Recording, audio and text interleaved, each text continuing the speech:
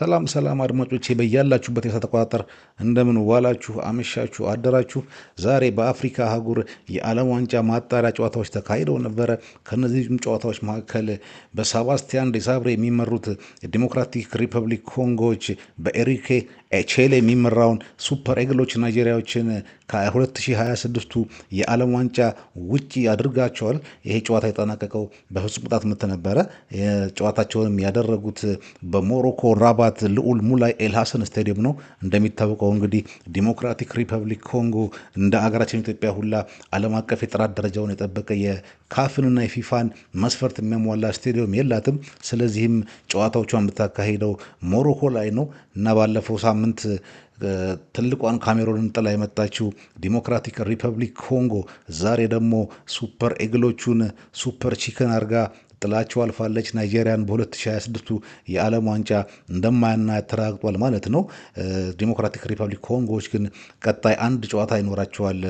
ከአንድ ሀገር ጋር የሚያደርጉት ደርሶ መልስ ግጥሚያ ይኖራል። ያንን ካለፉ ወደ ዓለም ዋንጫው የሚሄዱ ይሆናል።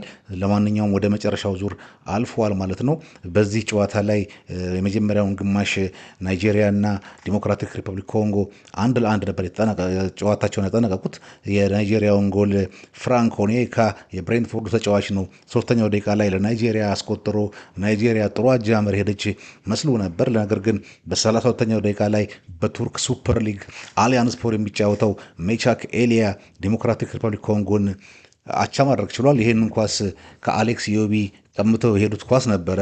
ዲሞክራቲክ ሪፐብሊክ ኮንጎዎች 1-1 እረፍት ከወጡ በኋላ እንግዲህ ቪክቶር ኦሺሜን ጨዋታው ሲጀመር አካባቢ ጭንቅላቱን ተገጭቶ የነበረው አልተመለሰም ለናይጄሪያ። ጨዋታው መጀመሪያ አካባቢ ነበር የተጋጨው ጭንቅላቱን። እንግዲህ ተጫዋች በጉዳት ይሁን ወይም ደግሞ በፈርስት ሃፍ ላይ ባሳየው ፐርፎርማንስ ከሁለተኛው አጋማሽ ላይ ወደ ሜዳ ተመልሶ አልገባም። ጭራሽም ከመልበሻ ክፍል ወጥቶ ወደ ተጣባቂ ወንበር ላይ ራሱ የመጣው ጨዋታው መደበኛ ሰዓት አልቆ ጭማሪ ሰዓት ላይ ሲደርስ ነው። እንግዲህ እነዚህ ሁለት ቡድኖች አንደኛውን ወይም የመጀመሪያውን አጋማሽ አንድ አር ካጠናቁ በኋላ በሁለተኛው አጋማሽም ሆነ በተጨማሪ ሰዓት ጎል ማስቆጠር አልቻሉም። ስለዚህም ወደ ፍጹም ቅጣት ምት ለመሄድ ተገደዋል። የሚያስገርም ሁኔታ ማክሰኞ ከፌዴሬሽኑ ጋር በነበራቸው የጥቅማጥቅም ጥያቄ ትሬኒንግ አንሰራም ብለው ትሬኒንግ ሳይሰሩ የቀሩት የናይጄሪያ ተጫዋቾች የእጃቸውን አግኝተዋል ማለት ይቻላል። ይሄ በናይጄሪያ እግር ኳስ ወይ በተለይም በጣም የተለመደ ነገር ነው። በአፍሪካ ላይ ብዙ ቦታዎች ላይ ይሰማል። በተለይ እነዚህ ነገሮች የአፍሪካ ቡድኖች ትልልቅ ችግር ሆነው አሁንም ቀጥለዋል ማለት ነው። በጥቅማጥቅም የተነሳ እንደዚህ ወሳኝ ጨዋታ ባለበት ጊዜ ላይ ጭራሽ ደግሞ እነዚህኞቹ ማክሰኞ ለትሬኒንጋቸውን አልሰሩም። ለማንኛውም ሌኦፓርድስ ዲሞክራቲክ ሪፐብሊክ ኮንጎዎች ያለ ወሳኝ አጥቃያቸው ዮዋን ዊሳ ካሜሮንን ጥለው እንዳለፉት ሁላ ሱፐር ኤግሎችን ናይጄሪያዎችንም ጥለዋቸው አልፈዋል ማለት ነው። ወደ ፍጹም ቅጣት ምቱ ስንሄድ እንግዲህ ሁለቱም ቡድኖች 6-6 ምት ነው የመቱት። ከዚህም ናይጄሪያ 3ቱን ሲስት ዲሞክራቲክ ኮንጎዎች ደግሞ 2ቱን ስተዋል። ይሄ ፍጹም ቅጣት ምት የተካሄደው በአዲስ አበባ ስታዲየም በተለምዶ ወደ ሚስማር ተራ በሚባለው በኩል ነበረ። እንግዲህ የመጀመሪያውን የናይጄሪያ ተጫዋች ወደ ተመልካቹ ግቡ አግዳሚ ላይ የለቀቀው፣ ሁለተኛውንና ስድስተኛውን ምት ደግሞ ግብ ጠባቂው አድነዋቸዋል። የፉልሃሙ ባሴ፣ የፓሪስ ኤፍሲው ሲሞንና የዌስት ብሮም አልቬኑ አጃይ ናቸው 3 ጎሎችን የሳቱት። በዲሞክራቲክ ሪፐብሊክ ኮንጎ በኩል በግሪክ ሱፐር ሊግ የሚጫወተው ሞቱሳሚና በበርንሌ የሚጫወተው ተዋዜምቤ ሁለቱን ፍጹም ቅጣት ምቶች ያባክኑት ናቸው። ስድስተኛዋና ወሳኝ አንጎል ያስቆጠረው እንግዲህ ባለፈውም ካሜሮን ላይ ወሳኙ አንጎል ያገባው በፈረንሳዩ ሊል የሚጫወተው እምቤማ ነው። እምቤማ አገሩን ዲሞክራቲክ ሪፐብሊክ ኮንጎን ተሸክሞ ወደ መጨረሻው ጫፍ ላይ አድርሷታል ማለት ነው።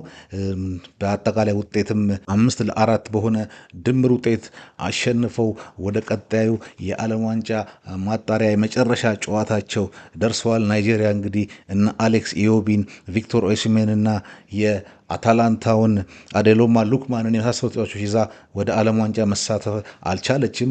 ጨዋታው ከተገባደደ በኋላ የናይጄሪያው አሰልጣኝ ኤሪክ ቼሌ ከዲሞክራቲክ ሪፐብሊክ ኮንጎ ተጫዋቾች ጋር ካልተደባደብኩ ብሎ ያዙ ልቀቁኝ ሲል ነበረ። ለማንኛውም የፈሰሰ ውሃ አይታፈስም። የናይጄሪያ ልጆችም እንግዲህ ጥቅማቸውም ቀርቶ ያልሰሩ ትሬኒንግም ዋጋ አስከፍሏቸው ከዓለም ዋንጫ ከ2026ቱ ሜክሲኮ፣ አሜሪካና ካናዳ ከሚካሄደው የዓለም ዋንጫ ውጪ ሆነዋል ማለት ነው። በዚህ ላይ ምን አስተያየት አላችሁ? ሀሳባችሁን በኮሜንት ሴክሽኑ ላይ ገለጹልኝ።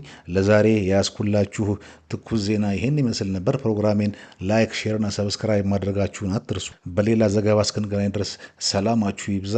ቻው